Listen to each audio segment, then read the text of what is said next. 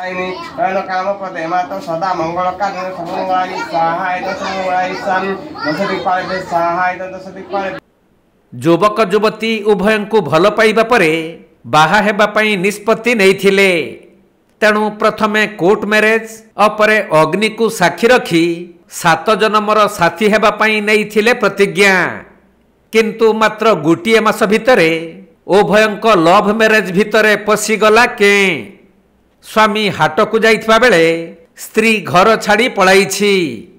एपरी घटना मयूरभंज जिला झारपोखरिया थाना अंतर्गत बाउंसदा ग्राम रे देखिबाकू मिलिछि। जहाकू नै युवक जनक थानार द्वारस्थ होइथिबा बेले झियर बापघर लोक माने आसी तांकू नै जाइथिबा से कहिसंती।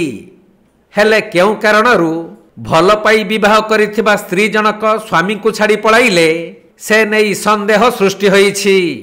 मन होची हिरालाल महंत लव करिक बाहा छुआरू माने 29 तारिख 29 तारिख 28 तारिख मो बाहा सरला परे मो कोर्ट मैरेज भी करिते तापरे मो सते भलो थिला तांको माने कोर्ट मैरेज थिला तापरे हम ताको घरे ओथरो बाहागर करियो।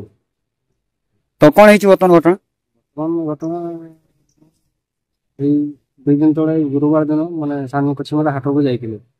तापर से हेतु से तांको घर लोक सते बोले कथा आइकरी से तांको घर को तांको घर लोक ताको नै अपन घर पाटी लोक कहउछन्ती जे एकी टाइम से गाड़ी आसीला तांको बापा तांको भाई नाचतिला बाइक रे गोटे गाड़ी भी आस्ता तांको जो देवाला सतरे भी हम कुछ नहीं फोन आसे नहीं अधिकारी तो सेमती किसी वर्तमान फोन भी करि नांती कि किसी जणे नांती मते